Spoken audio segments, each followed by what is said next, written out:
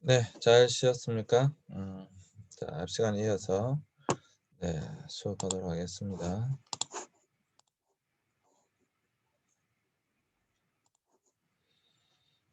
여기까지 했고요. 자, 코이카, UMV, 대학봉사단 모집 선발 절차를 보시면요. 뭐 코이카 같은 경우에는 코이카 서류 전형을 합니다. 인적사항이라든지 어학능력 및 경력, 지원기관 및 국가, 자기소개서 등을 작성하여서 코이카 온라인으로 제출하면 됩니다. 코이카 1차 면접은 국어 및 영어 면접을 하고요. 보통 면접관 3명당 지원자 3, 5명 면접을 진행을 하고요. 영어 면접에서는 그룹당 10명 이하의 지원자가 한 가지 주제로 토론을 합니다. UMV, 로스트 등록 및 최종 면접 본다면 UMV 로스트 등록을 하고 UN에 지원서를 제출하고요. UN 각 기관 담당자가 지원자의 지원서를 열람 가능하고요. 지원서 내용만으로 자격이 충분하다고 판단될 때 면접 없이 선발할 수도 있습니다.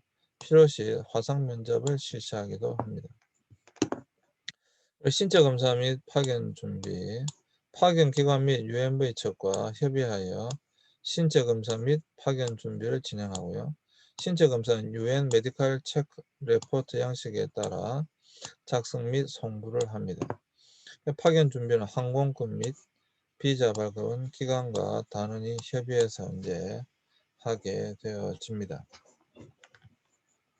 그리고 국내 교육 및 파견을 본다면 코이카 서울교육원에서 4주간 합숙 교육을 실시합니다. 그리고 모집 가이드를 본다면 나이 제한은 만 18세부터 29세, 남자의 경우 군필자 혹은 면제자, 학력 제한은 대학원생을 대상으로 졸업자는 불가능하고요.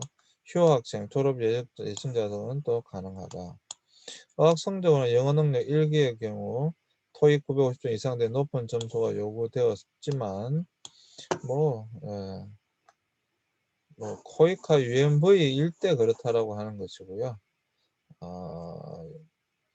꼭 여러분들 영어를 잘해야지만이 갈 수 있는 것은 결코 아닙니다. 코이카 UMV 일 경우에 그런 거예요.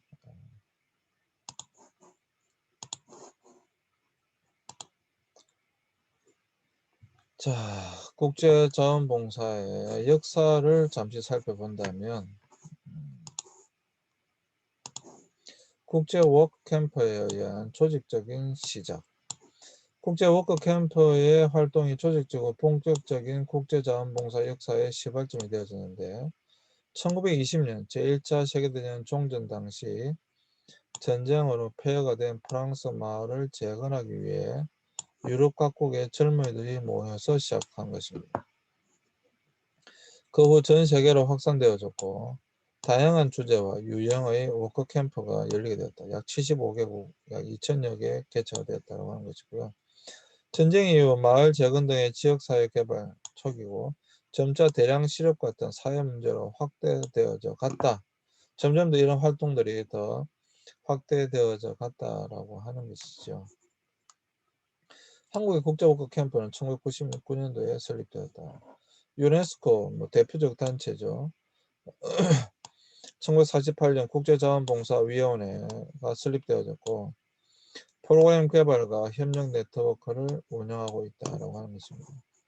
국가 차원의 활동으로 본다면 시초는 1951년 창설된 호주의 해외 봉사단 프로그램, 인도네시아 정보고의 통역으로 봉사를 시작했다고 하는 것이고요.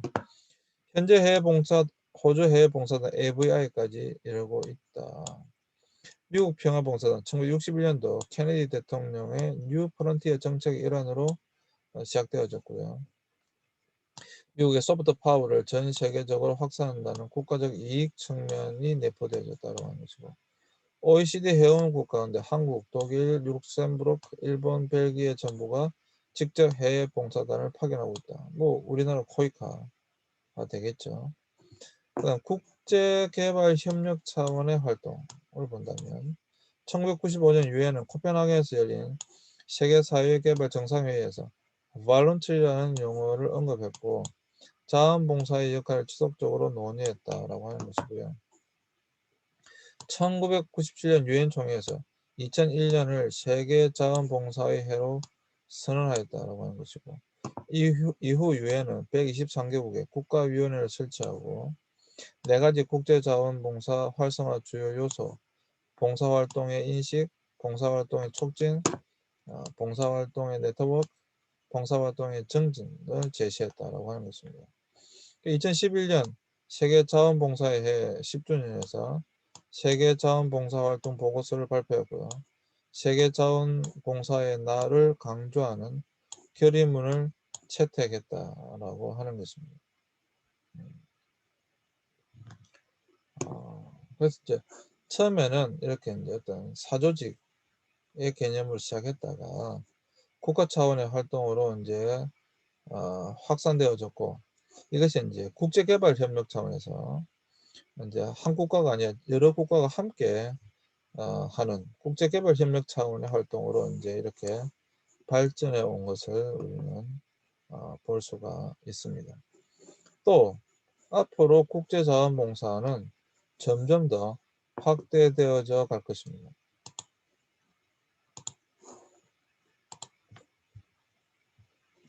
자, 이게 이제 중요하죠. 국제자원봉사의 유형인데, 여러분 한번 잘 봐보시기 바랍니다. 국내 체류형이 있는데, 그 중에서도 단체와 활동, 유엔 산하 국제 전문기구, 한국 지부, 국제 NGO 등의 이제 단체가 있고, 활동으로는 국제 엠네스티의 인권운동, 그린피스의 환경운동, 아프리카 어린이를 위한 모금행사 등, 뭐 이런 거 여러분 다 들어보셨죠? 또 지금도 굉장히 활발하게 뭐 일어나고 있는 그런 활동들이죠. 현지 체류형이 있는데, 여기 보시면, 유형을 본다면, 워크캠프예요. 워크캠프라고 하는 것은 지역사회개발, 복지시설 활동, 환경보호 활동, 문화재 보호 활동, 이런 활동들을 이제 하고 있다라고 하는 것입니다. 긴급 원조형을 보시면 재난지역에서의 원조활동, 난민 원조와 생활 원조, 분쟁 시의 인권보호 활동, 인도적 원조 활동 등을 하고 있다라고 하는 것이죠. 그리고 단기형을 본다고 한다면 교육, 복지 관련 활동이 자연보호, 야생생물 보호 활동 등을 하고 있다. 정기적 방문형도 있는데 유학생, 주재원의 정기적 국제자원봉사, 의료봉사팀의 국제자원봉사 등 우리 김천대학교에서도 캄보디아도 갔고요. 태국도 갔고요. 필리핀도 갔었고요. 네, 의료봉사팀 계속 활동하고 이제 단기 봉사지만 했었죠. 그래 장기 국제개발 협력은 최소 1년 이상 현지에 체류하고 교육, 환경, 농촌 개발 활동 등 지역사회 발전 및 국제개발 협력과 관련된 활동들을 하고 있다라고 하는 것입니다. 그래서 여기 보시면 현지 체류를 하면서 하는 방금 말씀드린 코이카 그러한 것들 활동들도 주로 이렇게 본회에서 그곳에 체류하면서 기간은 뭐 짧게는 1, 2주도 있고 길게는 뭐 1년, 2년 이런 것도 있고요. 그런 활동들을 통해서 이제 하게 되어진다라고 하는 것이죠. 그래서 여러분들도 뭐 여러 가지 활동들을 할 수가 있어요. 그래서 또 말씀드린 지금 코로나 때문에 모든 게 다 막혀 있지만 코로나가 이제 해제되어지면 저도 개인적으로 제일 하고 싶은 것이 대학생들 데리고 해외 봉사활동을 가는 것입니다. 그런 활동들을 너무 하고 싶어요. 너무 하고 싶어요. 여러분들 뭐 충분히 다 할 수 있는 일들이죠. 그렇죠. 국내에서 하는 활동들도 물론 있습니다만은 제가 여러분들에게 보내드리고 싶은 것은 이렇게 해외에 가서 이제 여러 가지 보시면 여러 가지 활동들이 있잖아요. 그러면 충분히 여러분들이 하실 수 있는 일들이 많이 있습니다. 정말 뭐 많이 있습니다. 그래서 여러분들 도전해 보시길 바랍니다.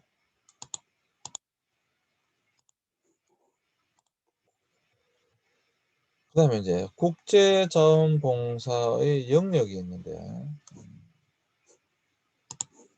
뭐 여기도 이제 여러분들 그런 거 나오겠죠. 다양한 영역의 구분이 있습니다. 자연재해, 태풍, 지진 등 인재, 테러, 전쟁으로 형성된 난민촌에서의 의료 지원, 식량 배급, 식수 개발, 주택공사, 교육 등을 한다. 그래서 국제구호를 통한 난민과 이재민의 생활보호, 제3세계 개발 지원이라 불리는 저개발 국가, 낙후 지역 주민들의 생활 개선, 국내외 외국 노동자의 후원 및 보호, 국제적 친선 돈모 등이 있습니다. 우리 과에서 파송한 그 이제 필리핀에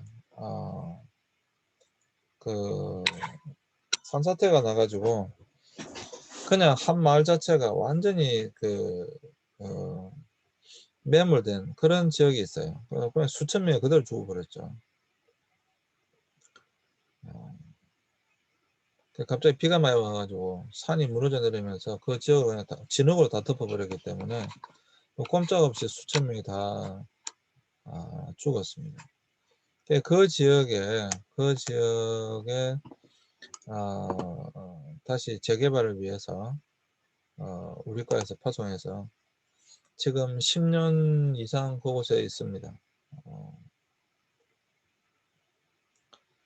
10년이 넘었죠. 그곳에서 계속 지금도 활동하고 있는 사람이 있어요. 국제기회대책 파송으로 갔죠. 그러한 일들도 하고 있다 이 말이죠.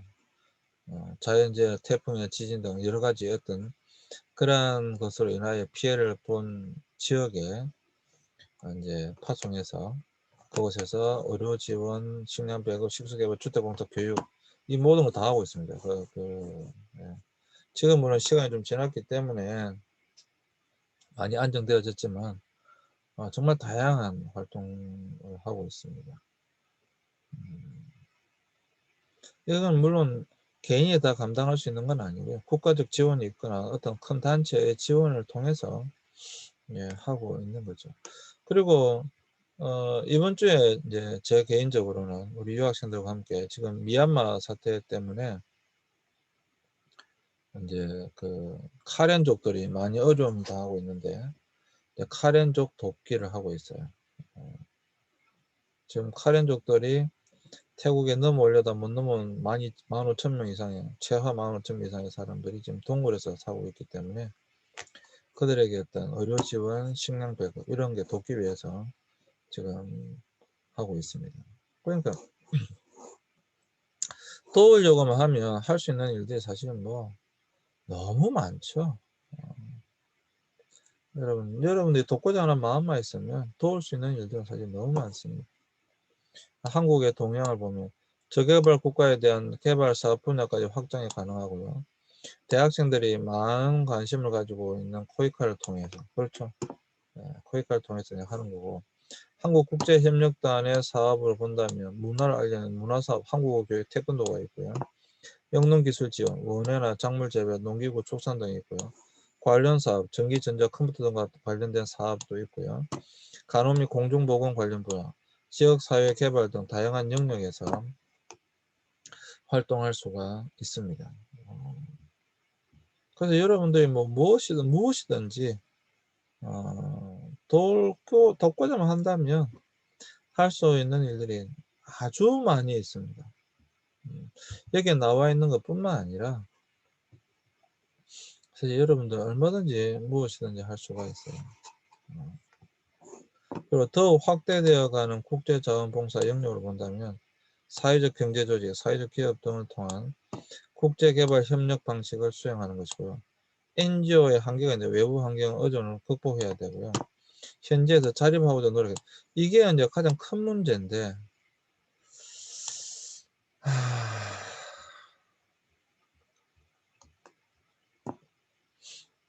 예, 이따 이거 하고 갈게요. 예, 캄보디아에서 활동하는 한국 국제 NGO 로터스 월드 사회적 기업을 설립해서 한국 국제개발협력 협의회를 통해 국제자원봉사자를 모집하고 있다라고 하는데요. 여러분들 죽은 원조라고 하는 책이 있습니다. 여러분들 관심 있으시면 읽어보시면 좋겠는데요. 그러니까 원조 당연히 도와줘야 됩니다. 근데 이 원조를 잘못했을 때는 그것이 오히려 죽은 원조가 됩니다. 그 말은 다르게 말하면 오히려 그 지역 사람들에게 해가 될 수도 있다라고 하는 겁니다. 도움이 되기는커녕 오히려 그것이 그 지역 사람들을 오히려 죽일 수도 있다라고 하는 겁니다. 뭐 그게 무슨 말이냐 하면 외부로부터의 원조 몇 가지 유형이 있을 수 있는데 외부로부터의 원조를 계속 받다 보면 내 스스로 자립해야 된다라고 하는 그런 의지가 약해질 수 있어요. 원조에 기대는 그런 문제가 발생할 수가 있습니다. 실제로 아프리카의 많은 나라들이 원조에만 의존하다 보니까 스스로 뭔가를 개발하고 뭔가 산업을 일으키고 이런 데 대하여 굉장히 약한 그런 것이 사실입니다. 여러분 보시면 우리나라도 원조를 받았잖아요. 대부분 미국으로부터 굉장히 많은 원조를 받았잖아요. 근데 지금 우리나라를 보시면 세계 10대 경제 대국이 됐잖아요. 세계 10대 경제 대국이 된 요인이 뭐겠는가? 우리나라는 원조는 받기는 받았지만 그 원조를 받은 것을 가지고 국가를 개발하는데 경제를 일으키는데 산업을 발전시키는데 그 돈을 재투자했다라고 하는 거예요. 그것이 오늘날 대한민국을 세계적인 경제 대국으로 만든 거거든요. 정말 올바른 원조가 되겠죠. 그렇게 되면. 근데 그게 아니라 원조를 받아서 정치가들이라든지 일부 사람들만 자신들의 배만 계속 불리고 수많은 사람들에게 그 혜택이 돌아가지 않고 특별히 그것에 안주해 버리면 그건 계속해서 원조에만 의존하는 그러한 상황밖에 안 됩니다. 그러면 여러분 그건 죽을 수밖에 없어요. 그건 죽을 수밖에 없습니다. 그런 걸 죽은 원조라고 합니다. 차라리 그건 원조 안 해주는 것이 좋습니다. 그러니까 원조라고 하는 것이 그러나 필요할 때는 반드시 해줘야 됩니다. 근데 원조를 잘못하면 그것이 오히려 그 사람들의 스스로 살아가고자 하는 그런 의욕, 원조에만 의존하게 되어지는 그런 현상이 발생하면 그건 오히려 마이너스다. 도움이 되는 것이 아닙니다. 두 번째, 또 어떤 나쁜 것이 있느냐 하면 제가 이제 아프리카 케냐에 갔을 때 케냐의 키베라라고 하는 세계 3대 빈민촌이 있습니다. 케냐 나이로비 수도에 있어요. 이 키베라 지역이 세계 3대 빈민촌인데 그 좁은 골목 안에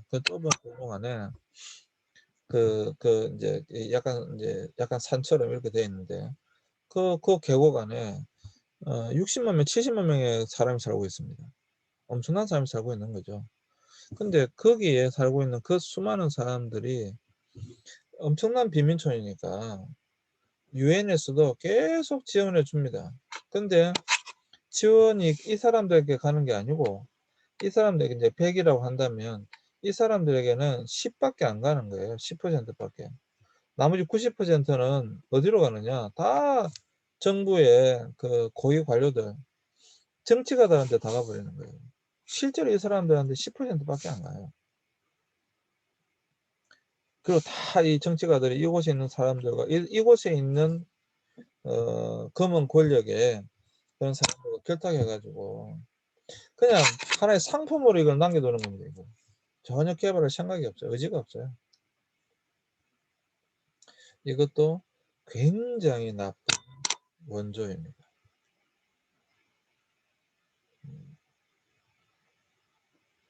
이용만 하는 거죠. 이용만. 그래서 올바른 원조라고 하는 것은 대한민국이 모델인데요. 그 원조를 받아서 자체적으로 그것을 개발시켜 나가야 되는 겁니다. 그리고 현지에서 자립할 수 있도록 해줘야 되는 겁니다. 그렇지 않을 때는 그건 다 죽은 원조가 되는 겁니다. 그 모든 것은 다 죽은 원조가 됩니다.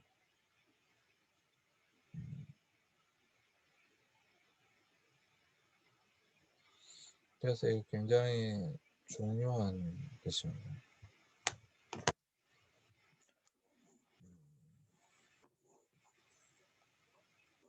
그리고 사실 NGO의 한계라고 되어 있지만 NGO의 문제점들이 또 많아요. 그냥 말로만 하겠습니다. 우리가 TV에 보면 뭐 아프리카에 누구를 도와주세요, 누구를 도와주세요 이렇게 많은 이야기를 하잖아요. 여러 단체들에서. 그러면 그 아이 한 달에 3만 원을 후원했으면 그 아이한테 3만 원이 가야 되잖아요. 다 그렇게 알고 있잖아요. 근데 실제로 3만 원이 그 아이에게 안 갑니다. 그러면 행정비로 한 만 원 정도 떼고 2만 원이라도 그 아이한테 가야 되잖아요. 2만 원도 안 갑니다. 아니 심지어 만 원도 안 갑니다. 그러니까 그 아이 사진을 보여주면서 이 아이를 도와주세요 해놓고 이 아이에게 내가 3만 원을 후원했으면 이 아이에게 3만 원이 가야 되는데 이 아이에게 3만 원이 가는 게 아니고 2만 원 이상 행정비를 쓴다는 거예요. 이 단체를 운영한 행정비. 그러니까 이게 참 안타까운 거죠. 안타까운. 음. 자, 국제자원봉사의 동기를 본다면 일반적 자원봉사활동 동기의 연장생산, 다른 문화를 경험하기 위해서 기술과 지식을 공유하기 위해서 무엇인가에 도전하고 빈곤과 불이익을 바꾸기 위한 시도로서 여행 및 국제 경험을 통한 학습의 연장선상에서 현재와 미래를 위해 지속가능한 자연환경을 지키고 만들기 위한 지역적, 국가적, 세계적 프로젝트에 참여하기 위해서 제3의 교육 혹은 대안교육의 일환으로서 풍부한 경험을 얻기 위해서 사실 제일 큰 게 이제 이런 경험이죠, 경험.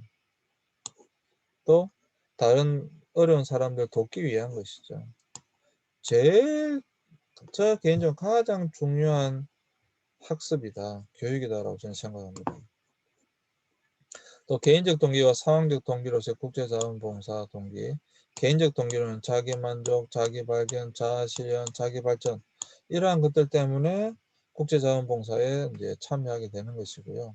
상황적 동기로는 개인이 가지고 있는 특수한 상황에 의해 국제자원봉사에 참여할 수 있다. 부모님의 영향, 대학의 전공 이런 것도 있겠고 대표적 개인적 동기의 예를 본다면 대학생이 되면 하고 싶은 이 버킷리스트와 같이 자기 만족을 실현하기 위해서 하는 것이고요. 자기가 가지고 있는 재능을 나눈 것 같이 자아 실현을 위해서 하는 것입니다. 또 취업을 위한 스펙의 일환으로 참여하는 것과 같이 자기 이익 등의 평이 위해서 요즘은 그 해외 봉사활동 경력이 있느냐 이런 게 스펙으로 작용하기 때문에 또 많은 대학생들이 이 스펙을 쌓기 위해서도 많이 참여하고 있는 것이 사실이죠. 그래서 사실 그래서 여러분들도 꼭 한번 해외 봉사, 해외 국제자원봉사 활동에 참여해 보시라 이렇게 이제 저는 권유해드리고 싶습니다. 자, 국제자원봉사에서 기대할 수 있는 것들은 뭐가 있느냐? 기대할 수 있는 것들은 세계 시민으로서의 여러 사람과의 만남, 연령과 신분과 국적등을 뛰어넘어 다양한 사람과 관계를 맺고 새로운 경험을 통해 인생을 배울 수 있다. 그리고 국제사회에 공헌할 수 있는 거죠. 국제사회가 접하고 있는 다양한 문제에 관심을 가지고 국제사회에 기여할 수 있다고 하는 것이고 자신의 성장입니다. 다양한 경험을 통해 문제 해결 능력을 향상하고 편견 없이 세상을 바라보는 현안을 제공하는 것이다라고 하는 것이죠. 자기 발견, 홀로 남겨져 자신을 돌아봄으로써 자아 발견의 기회가 되어주고 자신의 성격, 장단점, 흥미, 적성, 가능성에 대해서 자각하는 것이고요. 경제적인 이점으로 본다면 해당 국가 혹은 주변국으로 여행이 가능하고 활동비가 지급한다. 장기 비용. 코이카마다 활동비 지급합니다. 그 다음에 자신의 부를 사유에 환원하는 이런 여러 가지 것들이 있다라고 하는 것이죠. 그래서 여러분 꼭 참여해 보시라고 하는 거예요.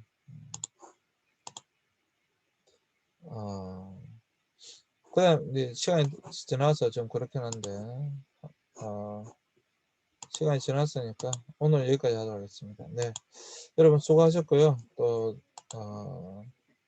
다음 주에 2페이지도 남았는데 네, 다음 주에 할지 안 할지 이건 다음 주에 생각해 보도록 하겠습니다. 네, 여러분 수고하셨습니다. 네, 감사합니다.